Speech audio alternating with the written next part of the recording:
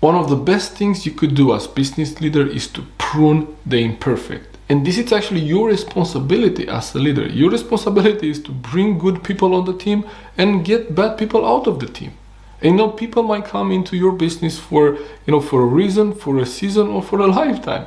So it might be that someone is on your team because at the moment that they came into the team, they were part of your vision at that time. They were a match with your vision for the company at that time. But that changes, right? That might change. So it doesn't mean that if they came with you and they are with you, they should stay with you, right? And this reminds me of a time when I used to prune the apple trees with my dad and my granddad. So what happens is that most of the time we were kind of contradicting each other, because I was the one kind of pruning a lot and just kind of leaving what I thought to be the healthiest branches, while my dad and my grandfather, they were actually keeping a lot more branches.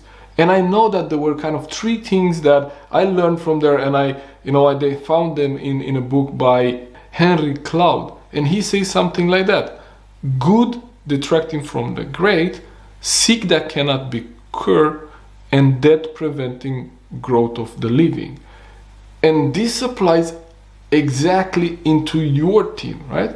So if you think about that, when we prune those branches in the apple trees, we know that if we leave too many branches, if we leave the imperfect branches, maybe they were not in the right position when it comes to sun exposure. Maybe they were not in the right position because usually apples grow very close to the bigger branches, and then on short branches. So a long branch wouldn't do anything, even if it's nice branch, but they always need to cut the extremities of that branch, because apples always grow close to the tree, close to the big branches. And so anytime we didn't cut one of those long imperfect branches, we took away resources from the perfect branches. So your responsibility is to cut the imperfect, right?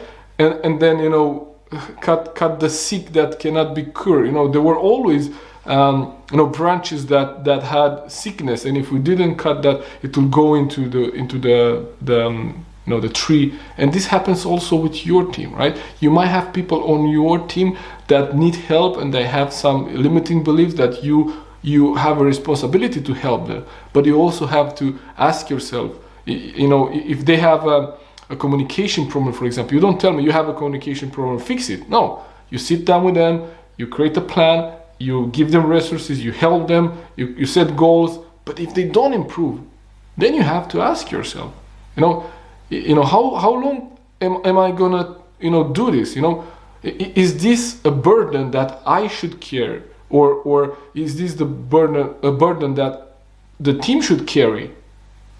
Or is this person burden and they should carry it for themselves, right? So whenever someone, they don't make progress, you help them and they don't make progress, you have to make the decision. And that's your decision. The worst thing that can happen is you making the decision, 1 year later or 2 years later or 6 months later, and everybody on the team say, oh my God, it was time. How long should we have waited again until you realize that this person cannot be fixed, right? And they have to go. But that's your responsibility as a leader. So the best thing you could do is to prune, right?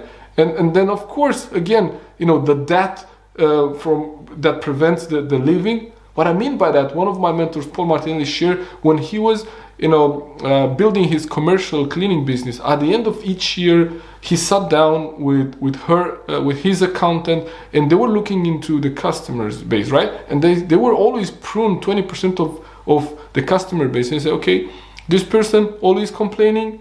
There's no way that we can raise to their standards because they're always complaining, always negative. Not a match. We don't work with them anymore.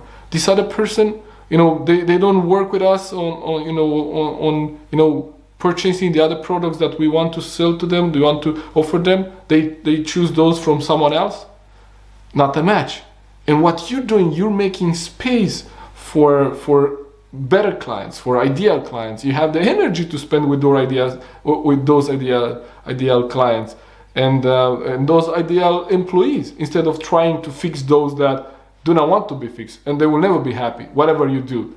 So this is your responsibility as a leader, and one of the best things that you could do is to prune in your team and also prune in your customer base, and hold on, and get more and duplicate those type of employees and team members and customers that you want to work with, those ideal people.